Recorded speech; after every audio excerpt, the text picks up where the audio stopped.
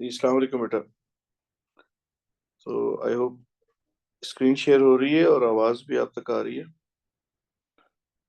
कल हम लोगों ने इस नवंबर 24 पेपर 42 के 2 क्वेश्चन सॉल्व किए थे इस पेपर के। आज हम लोग इसमें जो रिमेनिंग क्वेश्चंस हैं उनको देख रहे हैं।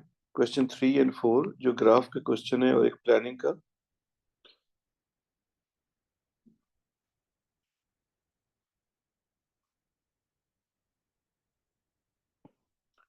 A student investigates the image formed by a converging lens. The student arranges the apparatus as shown in figure 3.1. The rays of light from a distant object such as a window, ठीक है बेटा, ये lens holder होता है, इसके अंदर ये lens लगाया हुआ है। एक डिस्टेंट ऑब्जेक्ट लैब के अंदर अप्रोक्सीमेटली जब फोकल लेंथ फाइंड करनी होती है लेंस की, तो डिस्टेंट ऑब्जेक्ट कोई भी, जैसे ये विंडो की एग्जांपल दे रहे हैं या कोई और आपके लैब में ऑब्जेक्ट हो, उसको बेटा स्क्रीन के ऊपर उसकी इमेज को यहाँ पे शार्प इमेज को फॉर्म कराया जाता है। फिर बेटा लेंस से इस इमेज तक का जो डिस्टेंस होता है ये असल में फोकल लेंथ होता है। ये एक्सपेरिमेंट है, प्रोबेबली ये 2-3 पेपर्स कराने के बाद जब मैं प्रैक्टिकल डिजाइन करूंगा या डिस्कस करूंगा उसमें शायद ये हम बात करेंगे। एक क्लास इस तरह की जरूरत पड़ेगी हमें, या पेपर के करीब कर लेंगे या अभी कर लेंगे, देख लेंगे।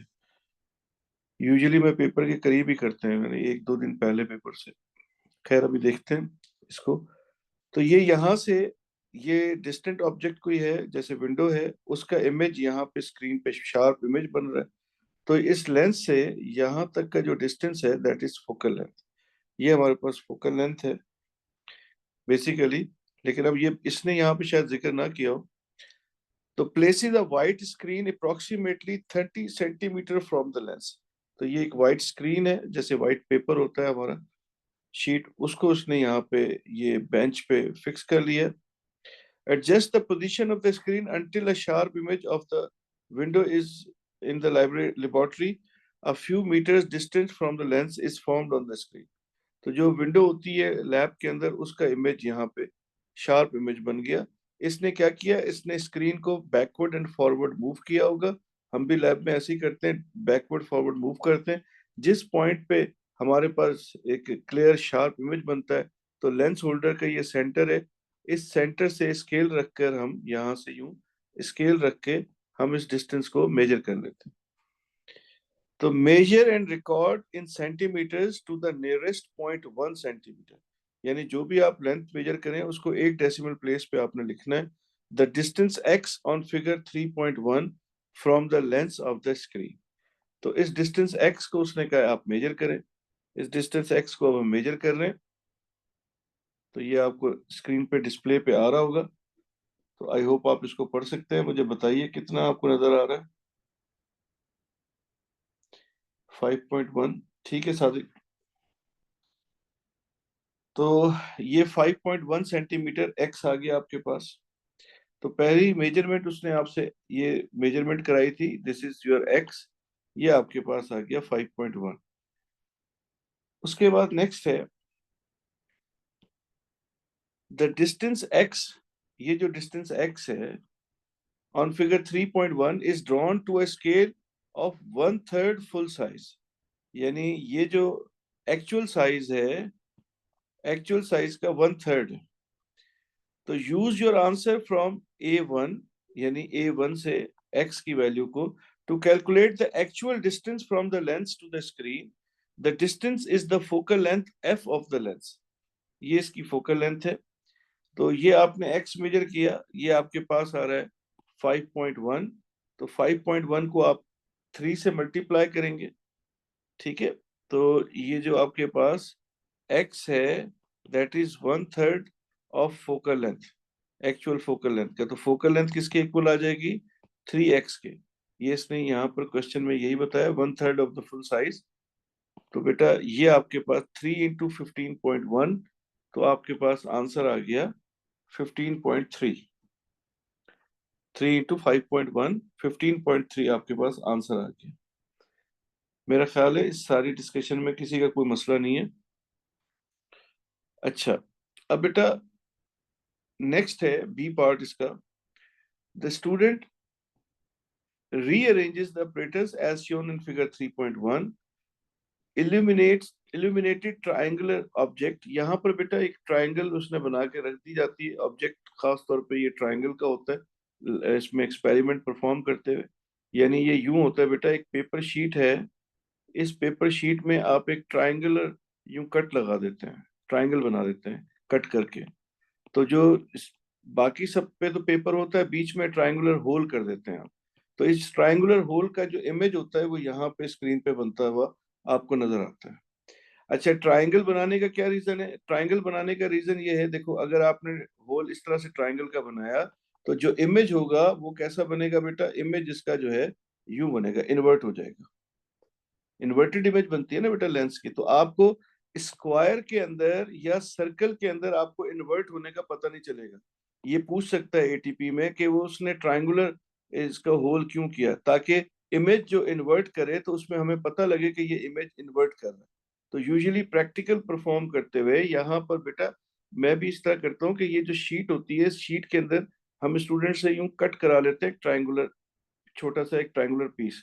फिर उसके बाद यहाँ से बल्ब ऑन करते हैं तो लाइट उस पीस में से, ट्रायंगल में से पास करती हुई इस लेंस से होती हुई यहाँ पर उस ट्रायंगल की इमेज बनाती है। तो अगर ये ट्रायंगुलर पीस आपने यूं कट किया हुआ है तो इमेज जो बनेगा वो इन्वर्टेड इस तरह से बनेगा। ठीक है, तो ये ट्रायंगुलर पीस कट करने का रीजन समझ में आ जाना चाहिए। तो switches on the lamp, places the lens a distance u equals to 20 centimetre. I hope सबको याद होगा कि u जो है that is the object distance. Lens से ऑब्जेक्ट तक का डिस्टेंस u है और इमेज डिस्टेंस को v कहते हैं। ठीक है, तो adjust the position of the screen until a sharp image of the triangular object is formed on the screen, measures the image distance v from the lens to 60.5 centimeter. तो calculate the values of u plus v and uv. Record your values of u plus v and uv to an appropriate number of significant figures on the answer lines and in the first row of table 3.1। यानी यहां पर भी लिखें और table जो है उसके अंदर भी इसको फिल कर दें। तो बेटा u की वैल्यू आपके पास जो है दैट इज 20 और v आपके पास है 60.5। तो पहले फेज में u प्लस वी फाइंड करना है, फिर आपने u इंटू वी, यानी इन दोनों को पहले ऐड करें, बाद में इन दोनों को मल्टीप्लाई कर दें। तो जब ऐड कर रहे हैं तो ये आपके पास बन रहा है 20 प्लस 60.5 80.5। तो मैंने इसको 2SF में 181 कर दिया। 80.5 भी ठीक है बेटा, गलत नहीं है, वो भी ठीक है। और अगर आप इनको मल्टीप्लाई करते हैं तो u इंटू वी, तो दिस वुड बी 12 10, आप बता रहे हैं 12 10। ठीक है, तो ये बेटा आपने यहाँ पर आंसर्स को लिख दिया। ये आपका u प्लस वी आ गया, ये u इंटू वी आ गया। ठीक है, कोई प्रॉब्लम नहीं है, सिंपल वैल्यूज को मल्टीप्लाई और ऐड करना था और कुछ भी नहीं है। अच्छा, यहाँ पर भी आपको द स्टूडेंट, ये आपने यहाँ पे वैल्यूज को फिल कर दिया। ठीक है, the student repeats b for values of u between 25 to 55 centimeter. The student results are shown in table 3.1. Add appropriate units to the header of the last two columns. तो यहाँ पर आपको appropriate इसके units बताने। तो कोई मुझे u plus v का यूनिट बताए। u plus v से क्या आएगा आपके पास? दो लेंथ मल्टीप्लाई होंगी तो आंसर में क्या आएगा? लेंथ ही आएगी ना बेटा। तो लेंथ का यूनिट क्या होगा? सेंटीमीटर। तो दिस इज सेंटीमीटर। अब दो लेंथ मल्टीप्लाई हो रही हैं, ये सेंटीमीटर है, ये सेंटीमीटर, तो ये क्या बनेगा? Centimetre square. तो अगर किसी को यूनिट में प्रॉब्लम होता है तो ये प्लीज सोचने का तरीका यही होता है कि यहाँ पर ये लेंथ है, ये लेंथ है। जैसे अगर मैं कहता हूँ 5 किलोमीटर प्लस 6 किलोमीटर, तो आंसर क्या आएगा? 11 किलोमीटर। दो लेंथें मल्टीप्लाई हो रही हैं तो आंसर भी लेंथ की टर्म में आएगा। दो लेंथ, जैसे अगर मैं किलोमीटर इंटू किलोमीटर करता तो ये किलोमीटर स्क्वायर बन जाता। तो ये आपके पास 20 सेंट, ये सेंटीमीटर में है, ये देखें, ये भी सेंटीमीटर है, ये भी सेंटीमीटर है। तो इसलिए ये सेंटीमीटर आ गया और मल्टीप्लाई किया तो सेंटीमीटर स्क्वायर आ गया। आई होप ये बात क्लियर हो गई। यूनिट्स में प्रॉब्लम नहीं आएगा, 1 मार्क ये फ्री के। उसके बाद एग्जामिनर कह रहा है कि on the grid provided in figure 3.3 plot a graph of uv on the y axis against u plus v on x axis. You do not need to start either axis from the origin 0 0. अभी तक जितने graph हमने plot किए वो सारे origin से start होते हुए थे। अब यहाँ पे उसने कहा है कि आपको जरूरत नहीं है कि आप ओरिजिन से स्टार्ट करें, और जब ऐसा वो कहता है तो उस वक्त फिर हमें अपने डाटा को दोबारा देखना पड़ता है, और उस डाटा को देखकर फिर हम डिसाइड करते हैं कि हमें क्या करना चाहिए। ठीक है, तो यहाँ पर अगर हम अपने डाटा को देखें तो बेटा u into V is on Y axis. मैं यहाँ पे लिख लूँ फिर मैं भूल जाऊंगा। ये वाई एक्सिस पे है और ये एक्स एक्सिस पे है। ये बेटा पेपर में भी आप ऐसे ही लिख लीजिएगा वहां पे, ताकि आपसे गलती ना हो जाए। उसके बाद बेटा अब आपने दूसरे नंबर पे ये करना है कि वाई एक्सिस पे पहले तो आप ब्लॉक्स काउंट करने। अच्छा, मेरी आदत है मैं 2 सेंटीमीटर को यानी एक 1 लार्ज ब्लॉक कंसीडर करता हूँ। 2 सेंटीमीटर को ये देखें, ये यहां से लेकर ये 5 ब्लॉक्स 1 सेंटीमीटर है, तो ये 2 सेंटीमीटर बन रहा है। तो मैं 2 सेंटीमीटर को 1 ब्लॉक कंसीडर करता हूँ। ठीक है, तो मैंने यहाँ पर इसको काउंट किया तो दिस इज 1 2 3 4 5 6 7 8। तो 8 मतलब है कि मेरे पास 16 सेंटीमीटर टोटल स्पेस है, लेकिन 8 लार्ज ब्लॉक्स हैं, 8 बड़े डब्बे हैं ये। ठीक है, तो y एक्सिस पे मेरे पास, मैं यहाँ लिख लेता हूँ ताकि मैं भूल ना जाऊं। तो ये 8 मेरे पास लार्ज बॉक्स हैं, या चलें बॉक्स कह लेते हैं। तो उसके बाद x एक्सिस पे देखें, यहाँ पर भी मैं, मेरी आदत ऐसी ही है, 2 सेंटीमीटर को मिलाकर मैं एक लार्ज बॉक्स बना लेता हूँ। तो ये मेरे पास जो है यहाँ से यहाँ तक 1, ये 2 3 4 5 6, 6 मेरे पास जो है x एक्सिस पे है।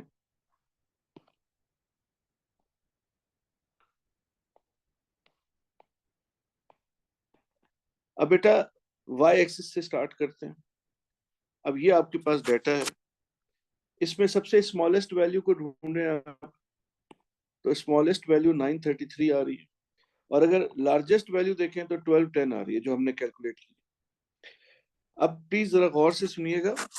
तो आपके पास जो लार्जेस्ट वैल्यू है और जो स्मॉलेस्ट वैल्यू है, इसको यूं करें कि स्मॉलेस्ट वैल्यू को नियरेस्ट स्मॉलेस्ट यानी डाउन साइज करें, कम करें नियरेस्ट होल नंबर पे। तो इसको 900 कर देता हूं मैं, और इसको आप चाहें तो 1250 कर दें या 1300 कर दें। 1300 कर दें, आपकी मर्जी है। मैंने 1300 कर दिया था, 1250 भी सही है, तो मैं इसको 1300 कंसीडर कर रहा हूँ। अब ये हमने इनको दोबारा सोचे, जो स्मॉलेस्ट वैल्यू है उसको थोड़ा सा और स्मॉल करके नियरेस्ट होल नंबर बना लिया, इसको भी ऐसे ही किया हमने लार्जेस्ट को। अब बेटा इनका डिफरेंस ले लें। अब इनको माइनस करेंगे तो 1300 माइनस 900, अब ये आपके पास इसका डिफरेंस जो भी आएगा दैट इज 400। अब कितने नंबर ऑफ ब्लॉक्स हैं आपके पास? 8 है। तो बेटा इस 400 को 8 पे आप डिवाइड करें तो आपके पास आंसर आ रहा है 50। अब बेटा यहाँ पर जरूरी नहीं है कि ये 50 आए। फर्ज करते हैं बेटा, ये ऐसे सपोज दैट मैं अज्यूम कर लेता हूँ कि ये 50 नहीं है यहाँ पे, ये यहाँ पे कोई नंबर आ रहा है। फर्ज करते हैं यहाँ आ रहा है 31, डिवाइड करने से 31.3 आ रहा है। अब जो ये नंबर है ना, इससे लार्जेस्ट जो भी नंबर होता है इससे बड़ा नंबर आपने पिक करना है। और वो कौन से बेटा, मैंने स्केल का 1 to 5 का रूल बताया था आपको, तो आपने 1 to 5 के रूल पे चल रहा है, यानी आपने ऐसा स्केलिंग इसकी एडजस्ट करनी है कि यहाँ पर जो नंबर होंगे वो या तो 1 2 3 4 5 हो, या 1 के मल्टीपल जैसे 10 100 1000 उसके मल्टीपल से चेंज हो रहे हो, या यहाँ 2 का टेबल हो, या यहाँ पे 5 का टेबल हो, या इनके मल्टीपल्स के टेबल हो। याद आ गया, ये मैंने सिखाया था। तो अब मैंने ये सोचा कि यार ये मेरा जो स्मॉलेस्ट है वो 900 से मैं स्टार्ट करूंगा ग्राफ, और 1300 तक मैं लार्जेस्ट तक इसको लेके जाऊंगा। इसके बीच में मेरी ये प्लॉटिंग हो जाएगी। अब मेरा एक जो ब्लॉक है, एक ब्लॉक, ये जो लार्ज ब्लॉक है एक, ये मेरा 50 के इक्वल है। यानी ये 900 है, अगर मैं 900 स्मॉलेस्ट था तो 900 से प्लॉटिंग स्टार्ट करूंगा तो 900, तो ये 950 आ गया। तो मैंने यहाँ पे ये किया कि मैक्सिमम हम लोग 4 सेंटीमीटर को एक साथ लेबल करते हुए जा सकते हैं, 4 से ज्यादा एक्सीड नहीं कर सकते। ये कैम्ब्रिज में जो आपके पास, यानी या तो आप यहाँ पे 950 लिख देते, that is fine as well, ठीक है। अगर कोई स्टूडेंट यहाँ 950 लिख देता है तो ठीक है बेटा, ये 950, 1000, 1050, तो ये इस तरह से भी लिखा जा सकता था। अच्छा, मैं कोशिश करता हूँ कि इस तरह के वो ना है, तो ये थोड़ा सा बेहतर हो जाता है। बहरहाल अगर लिख देंगे तो कोई प्रॉब्लम नहीं है, तो मैं बल्कि लिख देता हूँ, आप लोग परेशान होंगे, मेरी तो आदत नहीं है। ये 950, ये 1050, 50 से हमने इंक्रीज किया, 1150, ये 1250, ये हमारा 1300 आ गया, ठीक है। उसके बाद अब एक्स एक्सिस पे आ जाए। एक्स एक्सिस पे स्मॉलेस्ट वैल्यू को देखें। एक्स एक्सिस पे स्मॉलेस्ट वैल्यू 62 है, और लार्जेस्ट वैल्यू को देखें तो लार्जेस्ट वैल्यू 81 है। अब बेटा इसको मैंने 60 रखा और इसको मैंने 81 रख दिया। आप चाहें तो इसको 90 भी कर सकते थे, कोई प्रॉब्लम नहीं था, तो इससे कोई मसला नहीं था, आप 90 भी कर सकते थे। 90 कर दे भले, इसको 90 कर देते हैं 81 के बजाय। तो 90 माइनस 60, दिस इज 30, ठीक है। अब बेटा how many blocks were there, 6 large blocks. तो ये आपके पास 30 डिवाइडेड बाय 6, ये आ गया 5। अब ये आपके पास, यानी कि ये लकीली बड़ा अच्छा, बड़ा आसान सा हो गया। तो अब आपके पास यानी कि एक्स एक्सिस पे एक डिवीजन से दूसरी डिवीजन में 5 का डिफरेंस रखना है। ये जो नंबर यहाँ पे आ रहा है वो यही है कि स्केलिंग फैक्टर आ रहा है, एक नंबर से दूसरे नंबर के दरमियान जो डिफरेंस है वो डिफरेंस आ रहा है बेटा यहाँ पर, ठीक है। आपने अगर गौर किया हो तो मैंने यहाँ पर जो यहाँ पे प्लॉटिंग की है, यहाँ पे नंबर 50 आया था तो मैंने 50 के डिफरेंस से इनको प्लॉट कर दिया। अब यहाँ पर मैंने स्मॉलेस्ट नंबर 60 लिया, तो मैंने यहाँ से ग्राफ को 60 से स्टार्ट किया और इसमें 5 ऐड किया, 65, फिर 5 ऐड किया, 70, फिर 75, फिर 80, 85, देन 90। ये मेरी स्केलिंग हो गई एक्स एक्सिस पे। अब अभी तक जो मैंने स्केलिंग को डिफाइन किया है, अगर किसी के जहन में कोई क्वेश्चन है, कोई बात है, तो प्लीज मुझसे शेयर करें। मैथ्स में बेटा आप लोग करते रहे, तो मेरा ख्याल है कि इसमें कोई नई चीज नहीं है आप लोगों के लिए।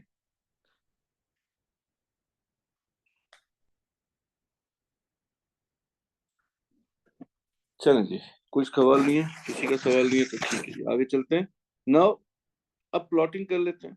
हर एक की प्लॉटिंग का अपना मेथड है, तो मैंने आपसे अपना मेथड पहले एक दफा डिस्कस किया था, आज फिर मैं डिस्कस कर रहा हूँ। पर्सनली मैं ए लेवल्स में भी हम लोग यूं ही करते हैं, तो यहाँ पर भी मैं यही चाहूंगा कि आप लोग जैसा हम मैं ए लेवल्स में यूज करते हैं वही अगर आप अभी से शुरू करते हैं तो अच्छी बात है।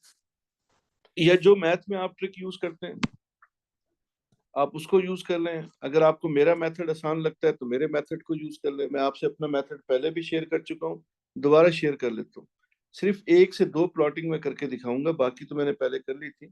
तो ये 81 और 1210 हम इनको सोचेंगे। y एक्सिस पे 1210 है और x एक्सिस पे 81 है। अब सबसे पहले जो मैंने कहा था कि जब प्लॉटिंग करते हैं तो वन स्मॉल ब्लॉक वैल्यू निकालते हैं। तो दिस इज 950, दिस इज 900, तो इनका डिफरेंस क्या बनेगा 50। And how many divisions are there, 10। 10 है ना, यहाँ से ये 1 2 3 4 5 6 7 8 9 10, तो 50 डिवाइडेड बाय 10 इज 5। तो y एक्सिस पे one small block is equal to 5, तो x एक्सिस पे वन स्मॉल ब्लॉक कितने के इक्वल आएगा, अब ये देख लेते हैं। तो this is 65, this is 60, the difference is 5। How many divisions are there, 1 2 3 4 5 6 7 8 9 10, तो 5/10 means 0.5। तो एक ब्लॉक 0.5 के इक्वल है, तो वन स्मॉल ब्लॉक इज 0.5। अब बेटा मुझे 1210 को ढूंढना है कि 1210 इस पे कहाँ पे लाई कर रहा होगा। अब मैंने 1210 को ढूंढना है, तो 1210 के नियरेस्ट स्मॉलेस्ट वैल्यू है 1200। तो मैंने यहां पर y एक्सिस के लिए जो नियरेस्ट स्मॉलेस्ट वैल्यू है 1210 मैंने प्लॉट करना है, इसकी स्मॉलेस्ट वैल्यू है 1200, इनको मैंने माइनस किया तो ये आ गया 10। अब जो इनका डिफरेंस आया उसको मैंने वन स्मॉल ब्लॉक वैल्यू पे डिवाइड किया, तो व्हाट आई गेट 2, यानी 1200 से 2 ब्लॉक्स ऊपर। तो 1200 से 2 ब्लॉक्स ऊपर दिस इज 1210, ये मैंने लोकेट कर लिया। अब इसी तरह से मुझे 81 को लोकेट करना है। तो 81 के लिए नियरेस्ट स्मॉलेस्ट नंबर देखना है, तो नियरेस्ट स्मॉलेस्ट नंबर इज 80। तो मैं यहाँ पर 81 माइनस 80 दिस इज 1। तो 1 जो डिफरेंस है that divided by one small block value, तो ये आपके पास आ जाएगा 2। तो यानी कि 80 से आगे 2 ब्लॉक्स, तो ये आपके पास है 81। तो ये मैंने यहाँ से प्लॉट किया है अपनी तरफ से, तो शायद मैंने सही प्लॉट किया हुआ है, देख लेते हैं, हो सकता है गलत हो गया हो, क्योंकि बेटा स्क्रीन पे इस तरह से प्लॉट करना थोड़ा मुश्किल है, पेपर पे बड़ा आसान होता है। नहीं, प्लॉट मेरा थोड़ा सा पीछे हो गया, एक ब्लॉक पीछे चला गया, यही फॉल्ट आता है इसमें। तो this should have been somewhere here, तो यहाँ पे होना चाहिए था। चलो खैर है, अब तो हो गया, ठीक है। तो ये मेरे पास जो है ये आपके पास प्लॉट आ गया। तो when looking for 1210, we will see the nearest smallest number to 1210 is 1200. We will subtract them. हम इन दोनों को subtract करेंगे like this. Whatever the difference is, that difference is divided by one small block value. What we get number of blocks, small blocks above 1200. ठीक है, तो number of जो blocks आ जाएंगे अबव 1200, वो आ गया आपके पास, these are the 2 blocks. Okay, तो यू कैन वर्क आउट, ये बड़ा आसान है, अगर आपको कैलकुलेटर से ये सारी कैलकुलेशन हो जाती है। और आपको 2 स्केल चाहिए होते हैं, एक बड़ा 30 सेंटीमीटर का, एक छोटा स्केल। तो 30 सेंटीमीटर का जैसे मैं आपको बताऊं, तो मुझसे गलती यूं है कि मेरे पास दूसरा स्केल था नहीं, तो मैं इसको ऊपर से ऊपर रख के यूज कर रहा था। तो ये यहाँ से हम यूं सेट करते हैं, और दूसरा स्केल जो होता है सेकंड स्केल हमारा, उसको फिर हम यहाँ से सेट करते हैं, यहाँ से यूं करके रखते हैं। तो यूं हमें प्लॉट करने में आसानी हो जाती है। तो बहरहाल मैथ्स में आपको टीचर ने सिखाया होगा कैसे प्लॉटिंग करते हैं, किस तरह सेट स्क्वायर भी यूज कर सकते हैं आप लोग, 2 स्केल यूज कर सकते हैं। आई डोंट नो, आपको टीचर ने सिखाया होगा कि हाउ टू प्लॉट, क्योंकि ये स्केल, क्योंकि देखिए मेरे से भी गलती हो गई यहाँ पे। ये कॉमन है बेटा, अगर मैं अगर 10 कॉपीज चेक करता हूँ तो उसमें 8 कॉपीज के अंदर प्लॉटिंग एरर्स होती है, यानी 80% ऑफ द स्टूडेंट जो है ये एरर करते हैं। ये ह्यूमन एरर है, देखें मुझसे भी एरर हुआ है, ये होता है। ये कोशिश करें कि आप जितना इससे बच सकें, प्रैक्टिस करें ज्यादा से ज्यादा। स्क्रीन पे तो खैर मुश्किल था, इसलिए भी मुझसे एरर हुआ है। खैर, अब बेटा ये मैंने सारे प्लॉट कर लिए, ये मेरे सारे प्लॉट हो गए, 1 2 3 4 5, 5 readings were there by using the same technique जो मैंने अभी आपसे डिस्कस की है। ये आपने जैसे फर्ज करते हैं, एक नंबर में और सोचता हूँ, फर्ज करते हैं वी आर लुकिंग फॉर 65। तो एक्स एक्सिस पे, अच्छा 65 तो स्केल पे आ रहा है, ठहरो बीच में कोई नंबर है, 76 फर्ज करते हैं। तो 76 इज नियरेस्ट टू 75। तो 76 minus 75, the answer is 1 divided by 0.5। तो ये आपके पास 2 ब्लॉक्स, 76 इज समवेयर हियर। अब 76 के अगेंस्ट आपने देखना है 1140। तो 1140 के नियरेस्ट 1100 है, तो 1140 minus 1100 divided by one small block value, that is 50. This is how you place values in your calculator, तो डायरेक्टली आपके पास आंसर आ जाएगा। ठीक है, यू नो आपके कैलकुलेटर पे फ्रैक्शंस तो होते हैं ना बेटा, तो आपने जिस वैल्यू को प्लॉट करना है दैट इज 1140, आपने फ्रैक्शन को प्रेस किया, डिस्प्ले पे इस तरह से आ गई फ्रैक्शन, यहाँ पर 1140 लिखा, नियरेस्ट स्मॉल वैल्यू लिखी, डिनोमिनेटर में वन स्मॉल ब्लॉक वैल्यू, यहाँ से डायरेक्ट आंसर में नंबर ऑफ ब्लॉक्स आ जाएंगे। तो 40/5 दिस इज 8 ब्लॉक्स। तो 1100 से 8 ब्लॉक्स ऊपर, तो दिस इज 5 6 7 8, तो 8 ब्लॉक ऊपर यहाँ पे 1140 है। तो ये अगर आप प्लॉटिंग करना चाहें तो इस तरह से बहुत आसानी से एक्यूरेटली, ये यहाँ पर तो होल नंबर थे, डेसिमल में बहुत हेल्प करेगा बेटा। खैर, अब मैंने यहाँ पर ये तो बेस्ट फिट लाइन, अब मेरा एक प्लॉट गलत है, इसमें मेरी बेस्ट फिट लाइन कंप्रोमाइज है, लेकिन मुझे मार्क्स मिलेंगे इस बेस्ट फिट लाइन के। क्यों? इसलिए कि मेरे प्लॉटिंग के मार्क्स कट गए, यहाँ पे मेरे प्लॉटिंग के मार्क्स मुझे डिटेक्ट हो गए, वो मेरे नहीं मिलेंगे। लेकिन क्योंकि मेरे जो प्लॉट किए थे उन प्लॉट को देखते हुए मेरी बेस्ट फिट लाइन को फिर जज किया जाएगा, तो मेरी वो best fit line according to these जो मैंने प्लॉटिंग की है, वो बेस्ट फिट लाइन मेरी बिल्कुल ठीक है मेरे ख्याल से। ये एक प्लॉट लाइन पे आ रहा है, एक प्लॉट नीचे है, एक प्लॉट ऊपर है, ये ऊपर चला गया, यानी 2 plots are below the line, 2 plots are above, 1 is on the line. तो ये मेरे पास बेस्ट फिट लाइन आ गई। ठीक है। अब मैंने ग्रेडियंट के लिए जैसे उस दिन कहा था कि आपको जो पॉइंट्स चूज करने, ऐसे पॉइंट हो जो ये इंटरसेक्टिंग पॉइंट हो यहाँ पर। तो ये मैंने इंटरसेक्टिंग पॉइंट यहाँ से पिक किया, एक पॉइंट मेरा ये आ गया। और हाइपोटेनियस ऑफ द ट्राइंगल, जो ग्रेडियंट की ट्राइंगल होगा उसका हाइपोटेनियस 50% ऑफ द लाइन उससे ज्यादा हो। तो इसके लिए मैं कह रहा था एज फार एज अपार्ट। तो यहाँ पर एक प्लॉट मेरा ये आ गया, दूसरा प्लॉट मेरा ये आ गया, इनको मैंने रीड करके इनकी वैल्यूज एग्जामिनर को यूं बतानी है, बेटा एग्जाम में ऐसे करना है हमने। और फिर इस तरह की एक ट्राइंगल भी शो करनी है, और उसमें ऐसी डॉटेड लाइंस होंगी। ठीक है। तो ये हमारे पास इस तरह की ट्राइंगल शो करके ये वैल्यूज लिखनी है, ये प्लॉट। अगर आपने प्लॉटिंग को एक्स से डिनोट किया हुआ है, तो फिर आपके इसके प्लॉट्स आपके डॉट और सर्कल के साथ होंगे।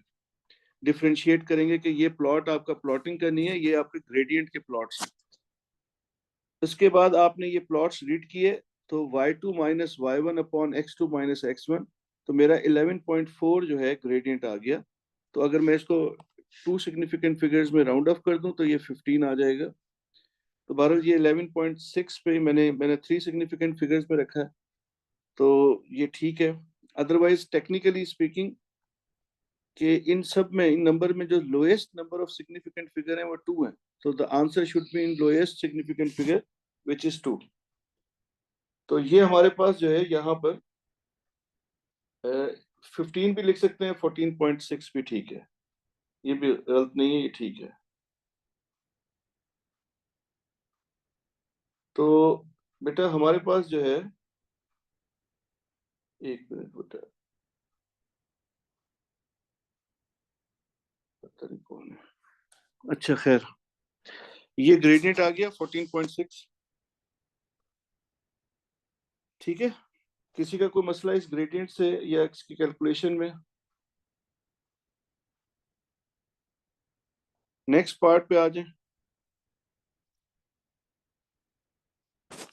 Two quantities can be considered to be the same within the limit of experimental accuracy if their values are within 10% of each other।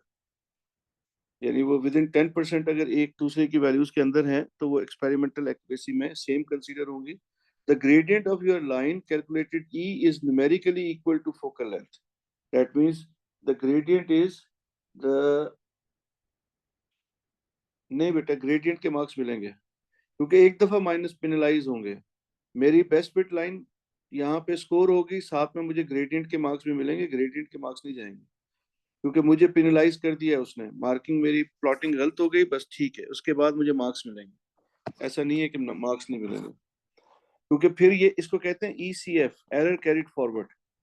तो अब ये एरर कैरी फॉरवर्ड होता जा रहा है, क्योंकि मैंने फर्दर कोई एरर नहीं किया, सही मैथमेटिक्स में यूज करता हुआ आ रहा हूँ, इसलिए ECF लगेगा यहाँ पे।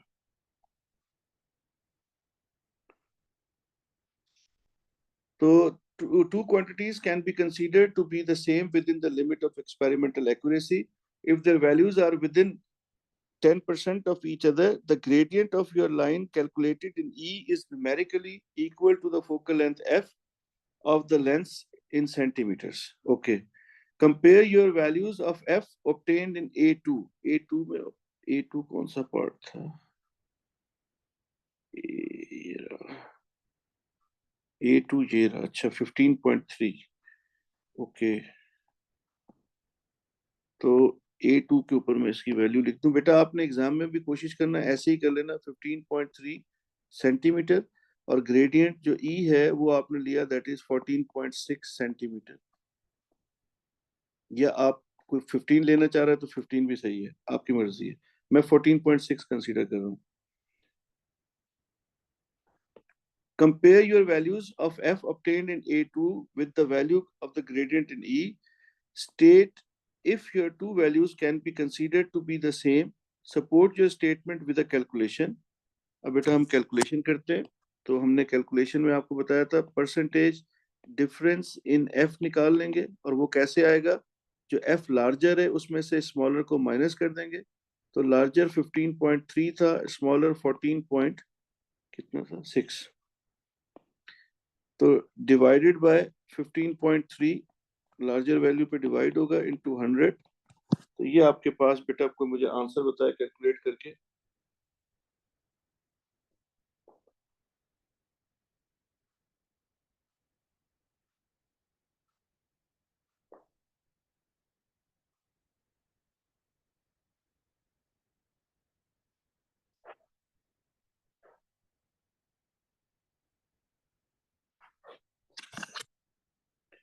अच्छा, वैसे एक टेक्निकल में आपको एक बात बताऊं, इसको जो सही इसका मैथमेटिकल वे है, करेक्ट इसका तरीकेकार होना चाहिए, वो मैं आपसे शेयर करूं। उसको एग्जामिनर, खैर इतना तो ए लेवल्स में तो करना पड़ता है, ओ लेवल्स में चलता है, लेकिन मैं आपसे भी शेयर कर देता हूँ। ये बेसिकली जो ये है ना, ये this value is delta F, दोनों का फोकल लेंथ का डिफरेंस है, that is the difference, divided by average value होती है, असल में एवरेज वैल्यू होती है, इनटू 100। यानी इन दोनों को ऐड करके 2 पे डिवाइड करेंगे। एक्चुअल में करेक्ट मैथमेटिक्स यही है, भले आप लोग बड़ी वैल्यू पे डिवाइड कर लें, छोटी पे डिवाइड कर लें, उससे कोई मसला नहीं है, वो एग्जामिनर का कोई प्रॉब्लम नहीं। यानी अगर 14.6 अपॉन 2 करके इसका एवरेज निकालें और उसको यहाँ पे प्लेस करें तो वो सही होगा, लेकिन ये ए लेवल्स में यूज होता है। अभी आप भले लार्जर वैल्यू या स्मॉलर किसी पे भी डिवाइड कर लें। तो मुझे प्रीत बता रही है 4.57 यानी 4.6, ठीक है। शरीफ भाई का भी यही है, सादिक का भी, तो 4.6%। तो इसको मैं 5% लिख दूं राउंड ऑफ करके। अब बेटा, अब मुझे बताओ परसेंटेज डिफरेंस दोनों के दरमियान वैल्यूज में जो परसेंटेज डिफरेंस है दैट इज विद इन 10% है, ठीक है। तो इसका मतलब कि percentage difference in F is 5%, which is within 10% of experimental range। तो यही इसने कहा था, with in the limit of experimental accuracy. एक मिनट, उसके वर्ड्स को यूज करना पड़ेगा, which is with in the 10%।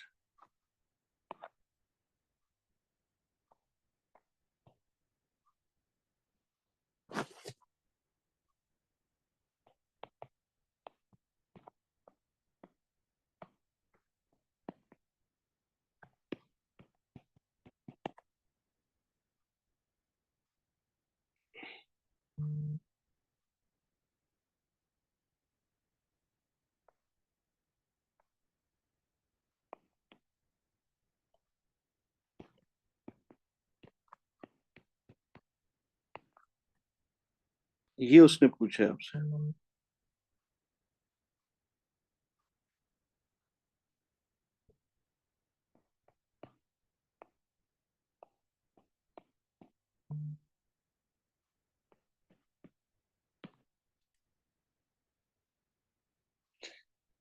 ये बेटा उसने आपसे पूछा, तो अब आपको आंसर देखो, आर्गुमेंट बनाना आ गया आपका। अगर ये फर्ज करते हैं 15% होता, तो अब आपने क्या कहना था, आपने इसी सेंटेंस को बेटा उसके लिए यूज करना है अपने आंसर में, कि मेरी जो कैलकुलेटेड वैल्यू है वो 15% है, जो लिमिट ऑफ एक्सपेरिमेंटल एक्यूरेसी 10% से ज्यादा है। तो two values are not considered to be same. अगर ये 15% होता यानी 10% से ज्यादा होता, ठीक है। अब ये 5% है, बिलो 10% है, तो आपने पहले उसका उसने लॉजिक जो आपको बताया, आपने उसके उसी के स्टेटमेंट को यहाँ पे यूज किया कि भाई आपने कहा था 10% के अंदर अंदर हो, तो ये आपका ये रेंज 10% है, मेरी कैलकुलेटेड वैल्यू 5% है, तो इसका मतलब ये हुआ कि two values can be considered to be the same according to my calculation. ठीक है, अगर लिखना चाहें तो अकॉर्डिंग टू माई कैलकुलेशन ये ठीक है। हाँ वो भी ठीक है, अगर आप इसकी वैल्यूज का 10% फाइंड कर लें और उनके कंपेयर कर लें तो भी ठीक है बेटा, वो भी सही है। लेकिन मैंने उस दिन भी कहा था मैं पर्सनली खुद ये ज्यादा मेथड ये वाला यूज करता हूँ, तो वो भी ठीक है अगर आपको आता है। मुझे ये जरा आसान लगता है क्योंकि ए लेवल्स में भी आगे फिर हम लोग यही यूज कर रहे होते हैं।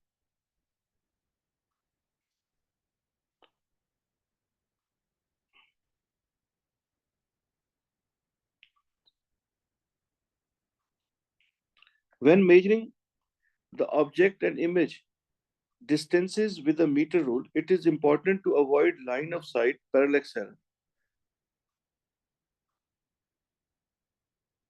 हाँ तो कोई प्रॉब्लम नहीं है, लिमिट में हो या ना हो, the answers are for your correct argument.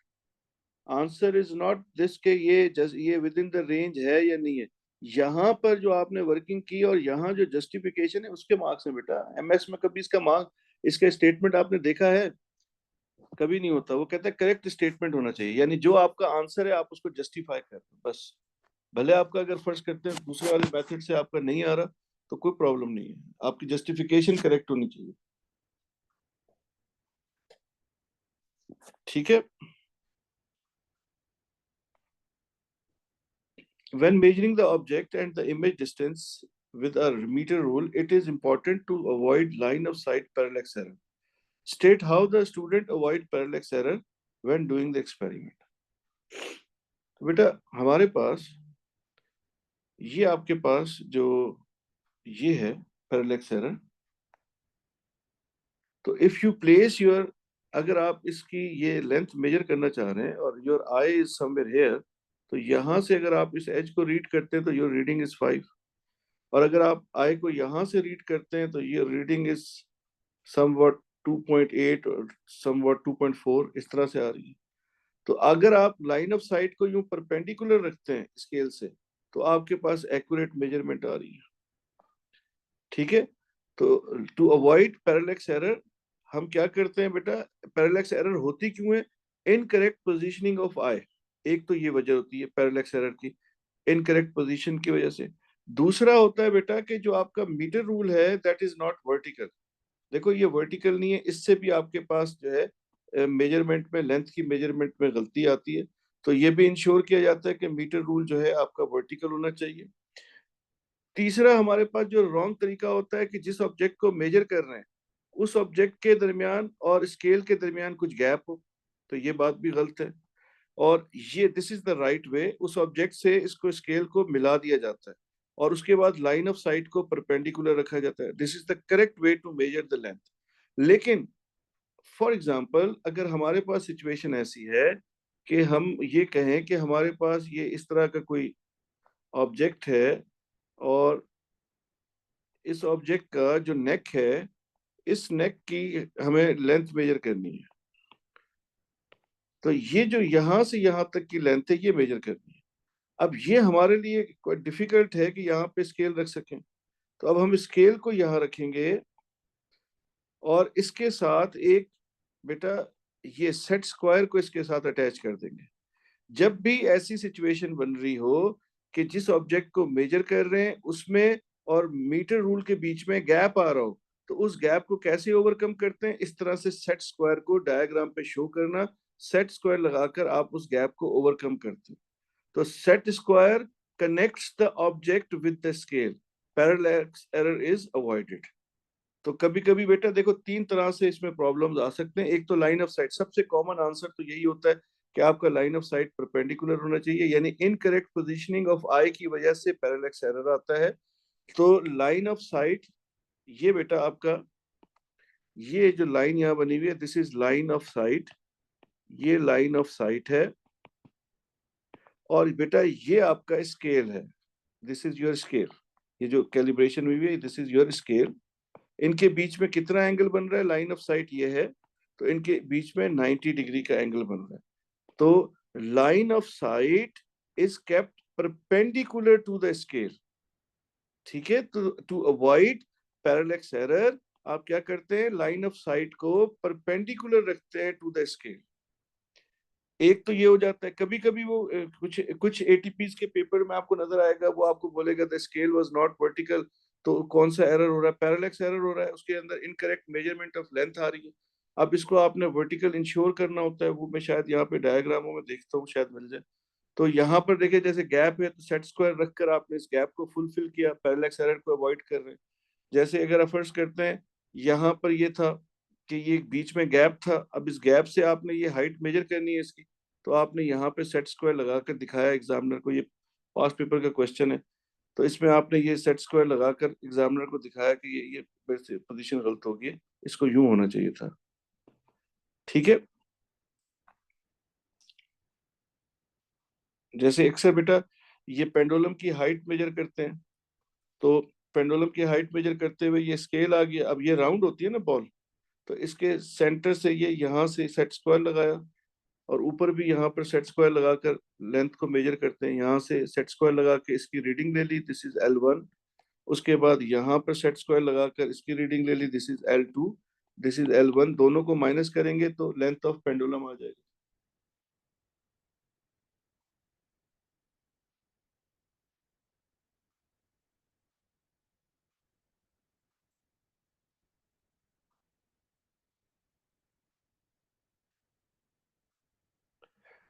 नहीं बेटा, इसमें मेरा ख्याल है, अब I don't know about the marking scheme, मेरे पास मैंने देखी नहीं है, तो मेरे ख्याल से अगर मैं इसको चेक करूंगा तो मैं लाइन ऑफ साइट परपेंडिकुलर पे ही मार्क्स दूंगा, line of site must be perpendicular. I don't know, अब मार्किंग स्कीम अगर आपके पास है तो आप देख लीजिए, फिर मुझे भी बताइए कि उसमें वो क्या कह रहे हैं। तो to state how the student avoids parallax errors when doing the experiment, तो वो पैरेलैक्स एरर को कैसे अवॉइड कर रहा है बेटा, by keeping line of sight perpendicular to the scale. तो वो लाइन ऑफ साइट को स्केल से परपेंडिकुलर रख के अपने पैरेलैक्स एरर को अवॉइड कर रहा है।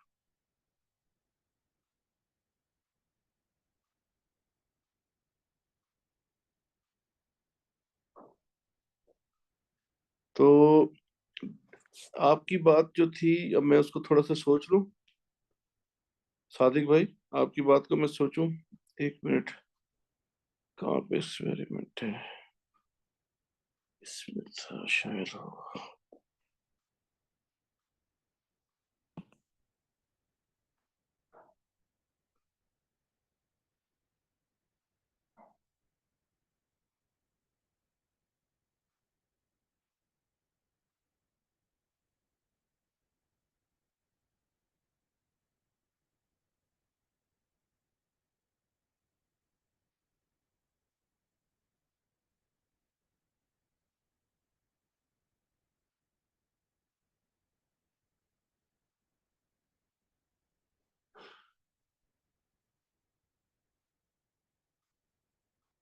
अच्छा, मैं भूल गया उसको ऐड करना, होनी चाहिए थी, चलो मैं अब ऐड करूंगा इसमें।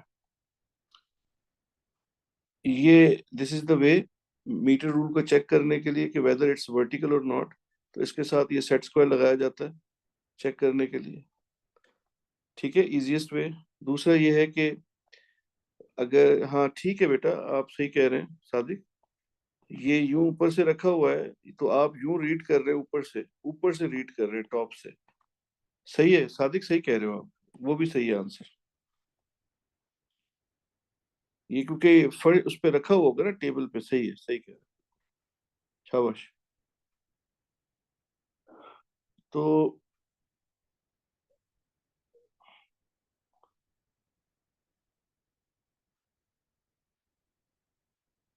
नहीं, हम इसको नहीं लिख सकते क्योंकि इसमें कहीं ऐसा जरूरत ही नहीं पड़ेगी सेट स्क्वायर की, इसलिए कि इस सेटअप में मेरे पास, मैं भूल गया, इसकी डायग्राम सेटअप की मेरे पास पड़ी थी, वो मैंने यहाँ ऐड नहीं की, वो यूं बेटा, यूं मीटर रूल होता है, ये इस तरह से मीटर रूल रखा हुआ होता है, ये मीटर रूल है।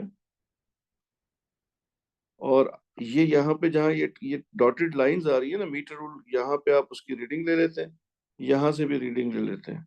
तो इसमें ये इसके साथ अटैच्ड होता है ना, टच हो रहा होता है, तो सेट स्क्वायर का जिक्र बनता नहीं है यहाँ पे।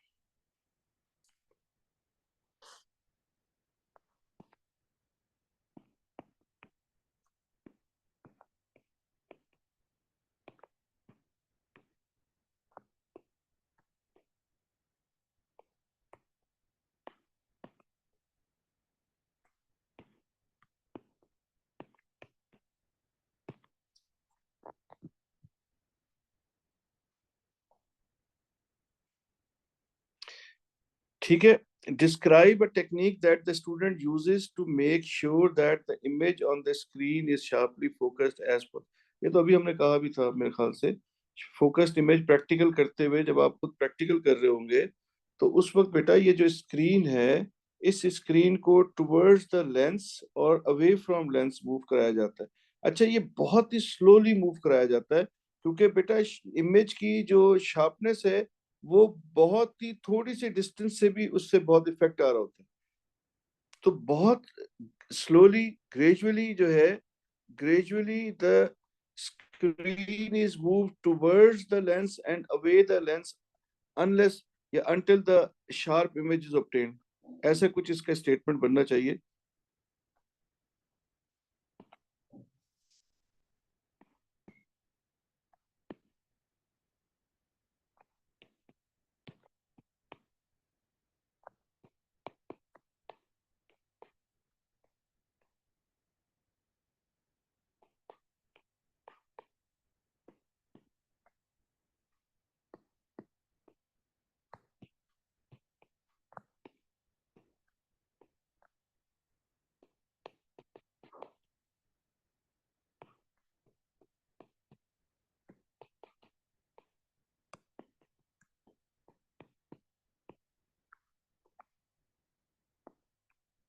ठीक है,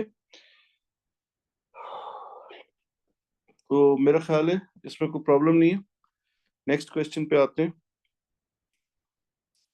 water is heated from room temperature to its boiling temperature in a glass beaker. Plan an experiment to investigate if the time taken for the water to reach its boiling temperature depends on the diameter of water surface exposed to the air. Diameter of the exposed surface. Diameter of exposed water would be in a beaker. Whatever the diameter of beaker, that would be the diameter of the surface exposed. Okay, ठीक है, so that means this is the diameter of beaker. So the examiner says water is heated from room temperature to its boiling temperature in a glass beaker. Plan an experiment to investigate if the time taken for the water to reach its boiling temperature depends on the diameter of water surface exposed to the air. You are provided with a supply of cold water. Yes, beta, we can. A set of glass beakers of different sizes, Bunsen burner, tripod, and gauze, a measuring cylinder. You may use any other common laboratory apparatus in your plan. अब बेटा इन सारे चीजों के answer आपने check करने हैं। Any other operators needed, a brief description of method, जो कल हम लिख रहे थे, variables you will control, you keep constant, और रिजल्ट टेबल बनाना है आपने, और ग्राफ यानी प्रोसेस आपने बताना है कि how you would reach a conclusion, तो आपने ग्राफ प्लॉट करना है, उसका बताना है। ठीक है, तो क्वेश्चन समझ में आ गया बेटा। तो सवाल ये है कि ये जो डायमीटर ऑफ वाटर सरफेस है expose to the air, that is basically the diameter of the beaker. तो ये डायमीटर ऑफ बीकर है, बीकर का जितना डायमीटर होगा उतनी ही वाटर की सरफेस एक्सपोज होगी। तो इसका मतलब ये है कि हमें जो है इस एक्सपेरिमेंट में हमें क्या करना पड़ेगा, हमें एक हमारे पास एटलीस्ट 6 बीकर्स हों डिफरेंट डायमीटर के, पहले हम खुद सोचते हैं फिर लिखेंगे बाद में। 6 डिफरेंट डायमीटर के बीकर ऑफ डिफरेंट डायमीटर। अच्छा, हमारे पास कोल्ड वाटर अवेलेबल है। हमें टेम्परेचर मेजर करने के लिए हमें थर्मामीटर चाहिए होगा, और स्टॉप वॉच दी है इसने? स्टॉप वॉच नहीं दी ना। टाइम मेजर करने के लिए स्टॉप वॉच चाहिए होगी। दैट मीन्स अगर मैं यहाँ पर इसको थोड़ा सा स्केच करने की कोशिश करूं, तो हमारे पास बेटा ये हमारा बीकर आ गया, और ये इसके ऊपर गॉज आ गई, और ये ट्राइपॉड आ गया, और ये यहाँ से फ्लेम आ गया। ठीक है, ये इस तरह से ये फ्लेम आ गया, ये गॉज आ गई, ये ट्राइपॉड आ गया, और ये इसमें पानी आ गया। और क्या करें? और इसमें और क्या करें? इसमें और करते हैं, यस, थर्मामीटर लगा देते हैं।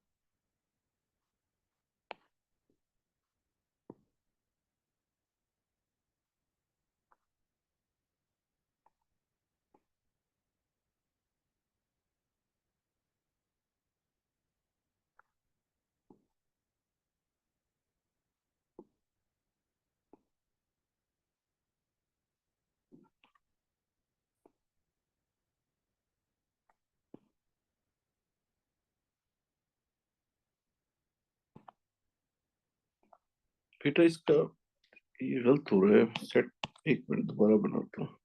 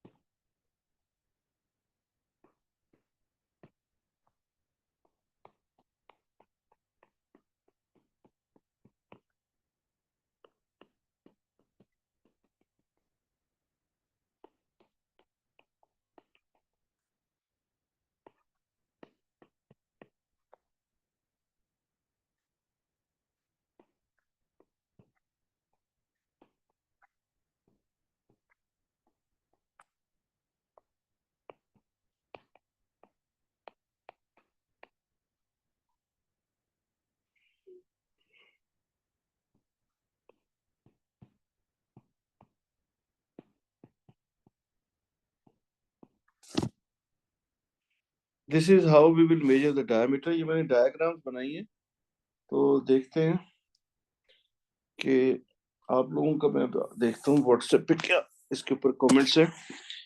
ये मैंने बेटा इस तरह का कुछ सोचा है कि क्योंकि हमारे पास डायमीटर तो हमें चेंज करना है, तो हमें एग्जामिनर को बताना पड़ेगा कि how we will measure diameter.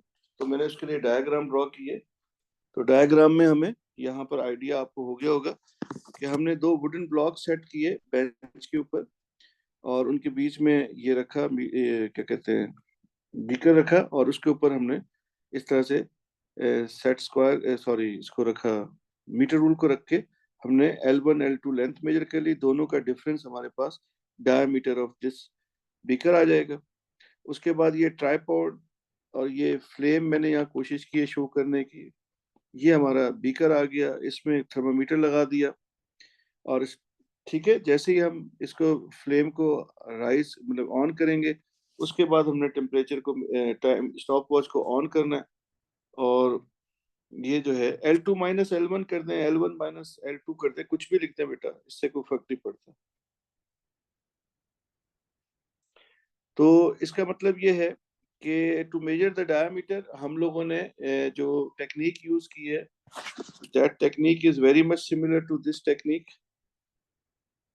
तो जैसे इस बॉल का, सिंगल बॉल का अगर डायमीटर मेजर करना होता तो इस ये वाला वुडन ब्लॉक हम यहाँ रख देते, और ऊपर से स्केल से हम रीड कर लेते ये रीडिंग्स। मैंने ये बेसिकली इस तरह से इसको यूज किया। ये रहा, yes, this one, this is how we are measuring the diameter of cylinder or a sphere.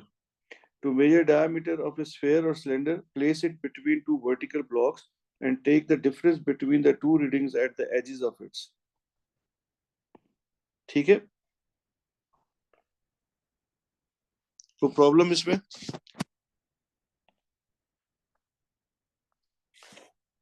अब बेटा एक्सपेरिमेंट को, अब मैं यहाँ पे इसको डिजाइन कम करूंगा, आप लोग खुद लिखेंगे, फिर मुझे आप, मैं ये यहाँ से आपसे डिस्कस करूँ, इसके आंसर्स खुद लिखने हैं आपने, फिर मुझे व्हाट्सएप करेंगे, मैं चेक करके फिर आपको बता दूंगा।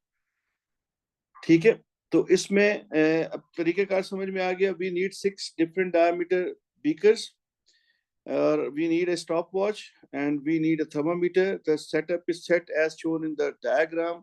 Acha, figure 1, this is figure 2. The diameter of beaker is measured as shown in figure 1. अब बेटा यहाँ डिटेल्स लिखने की जरूरत ही नहीं है। आपने कहा मैंने इस तरह से फिगर 1 में जैसे मैंने दिखाया है, ऐसे मैंने इसका डायमीटर मेजर किया, या अगर आप चाहें तो ये स्टेटमेंट आप लिख सकते हैं, to measure the diameter of beaker, place it between two vertical blocks and take the difference between two readings at the edges of it. ठीक है, तो इस तरह से ये स्टेटमेंट लिखना चाहें तो लिख दें, अगर नहीं लिखना चाह रहे तो आप सिंपल उसको ये भी कह सकते हैं, तो the diameter of the beaker is measured as shown in figure 1। उसके बाद आपने कहा the setup is set as shown in figure 2।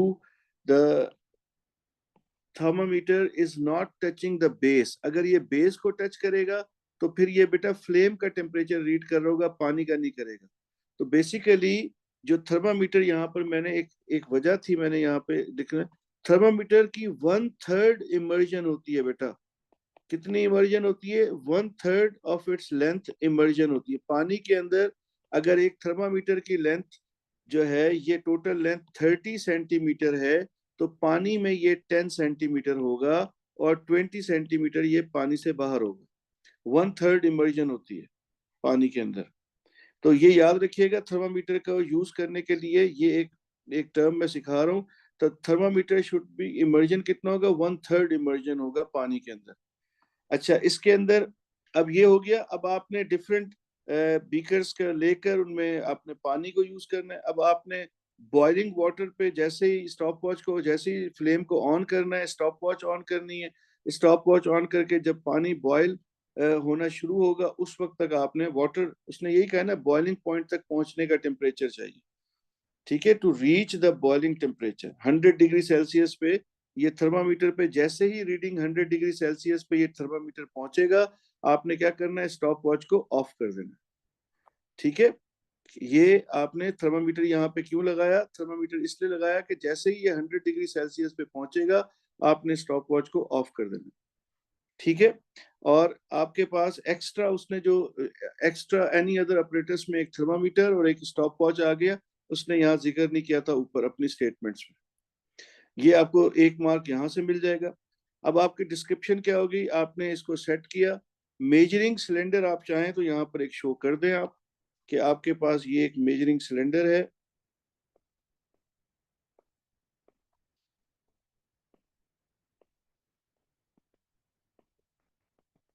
इस मेजरिंग सिलेंडर को आपने मेजरिंग सिलेंडर से आपने वाटर को मेजर किया और उस वाटर का इनिशियल टेम्परेचर भी आपने नोट कर लिया।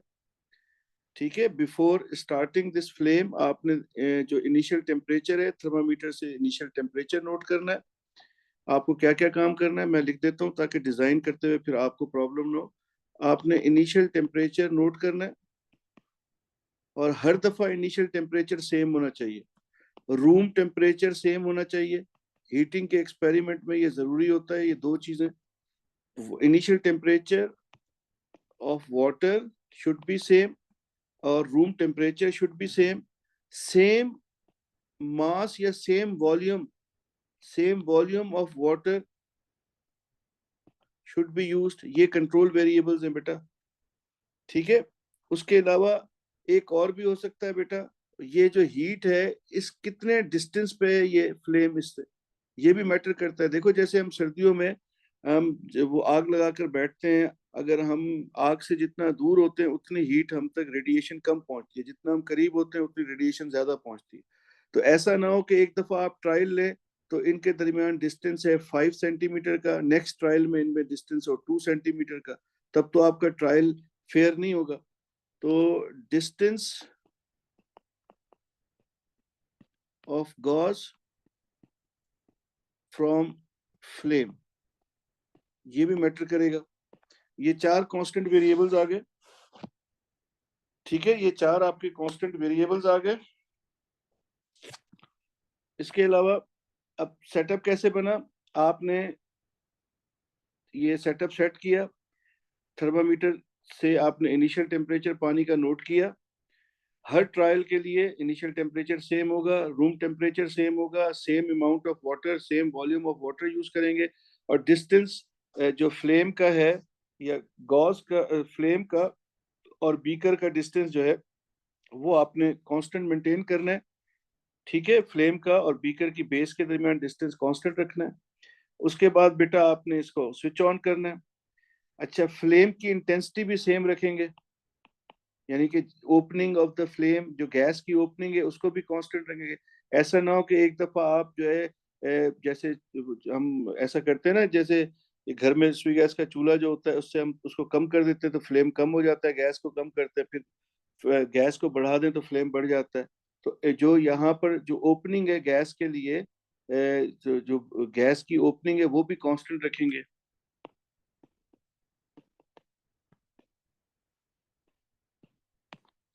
ठीक है, जो नॉब है गैस ओपनिंग की उसको फिक्स करेंगे, उसको दोबारा नहीं छेड़ेंगे। एक दफा फ्लेम जितने पे होगा उसी पे दूसरी दफा भी आना चाहिए।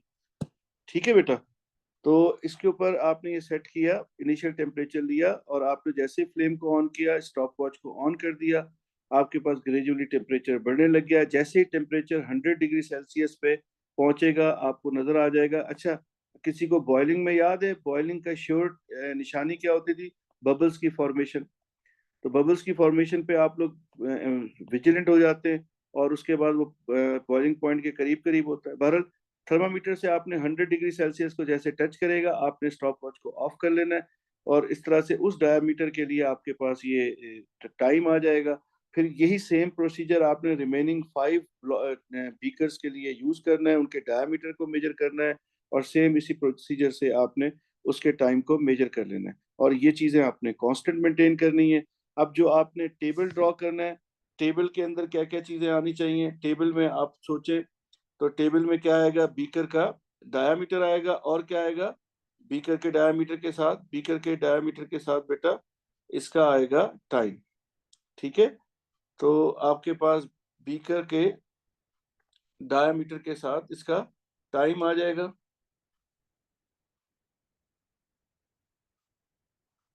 और तो कुछ नहीं है।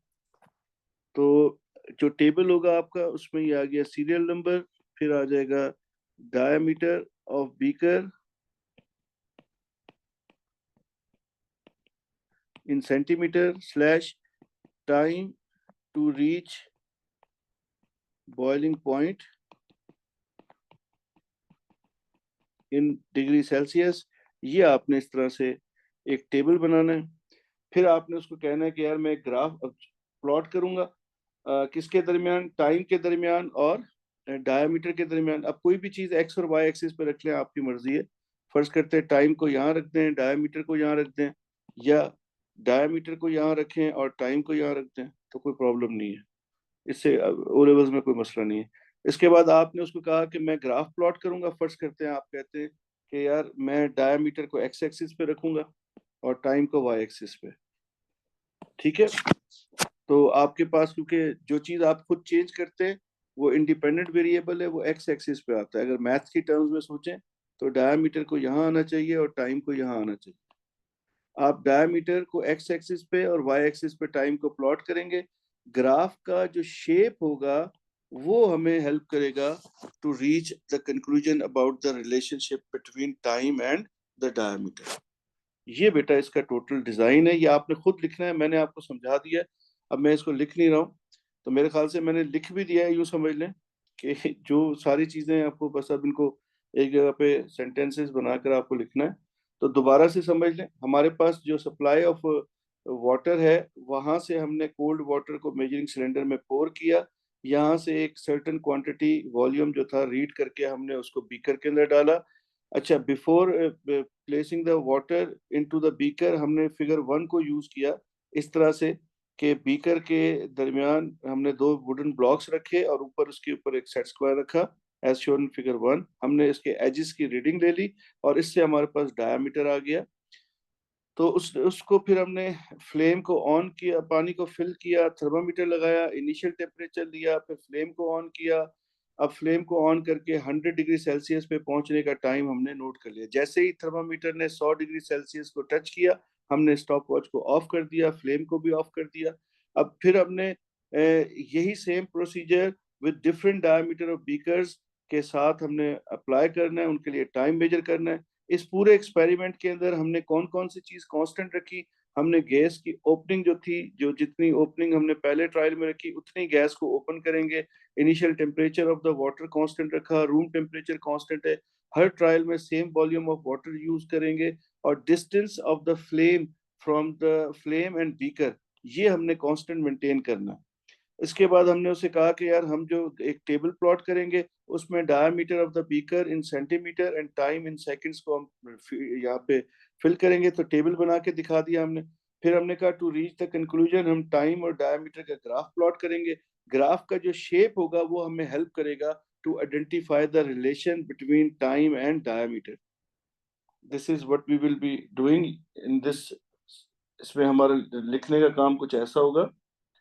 मेजरिंग सिलेंडर का ये रोल है कि मेजरिंग सिलेंडर से हम इंश्योर करेंगे कि सेम वॉल्यूम ऑफ वाटर इसमें जा रहा है। या अगर आप मार्कर इससे, क्योंकि हर दफा बीकर का साइज डिफरेंट होगा ना बेटा, तो सेम हाइट तो होगी नहीं।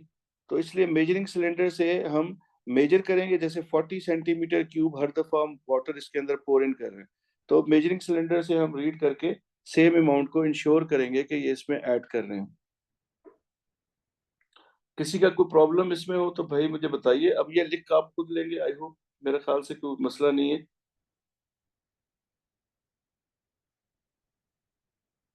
From the bottom of the beaker, किस चीज की रीडिंग भाई? बेटा ये तो बड़ा लंबा,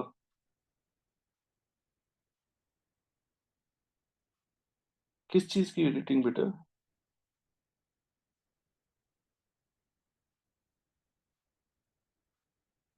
तो ये आप लोग लिख के बेटा मुझे कॉपी पे भेज दीजिएगा। तो अब मैं थक गया हूँ। आपका कोई मैसेज है, अगर कोई टेक्निकल सवाल है तो प्लीज मुझे बताइए, तो मैं हेल्प कर देता हूँ। अदरवाइज तो मेरे ख्याल से तो आपको क्वेश्चन रह नहीं गया। बेस ऑफ द डायामीटर कैसे बॉटम से मेजर करेंगे बेटा? बॉटम या टॉप कुछ भी रख ले बेटा आप, ये तो बस सेंटर आपने स्फेरिकल उसको शो करना है।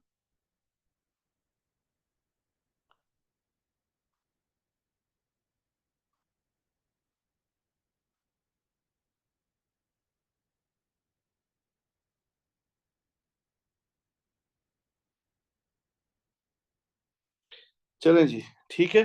तो अब इंशाल्लाह कल की क्लास में एक और एटीपी का पेपर सॉल्व करेंगे। तो इसको अब यहीं पे एंड करते हैं। तो कल आप लोगों से इंशाल्लाह मुलाकात होगी इसी टाइम पे। अल्लाह हाफिज बेटा।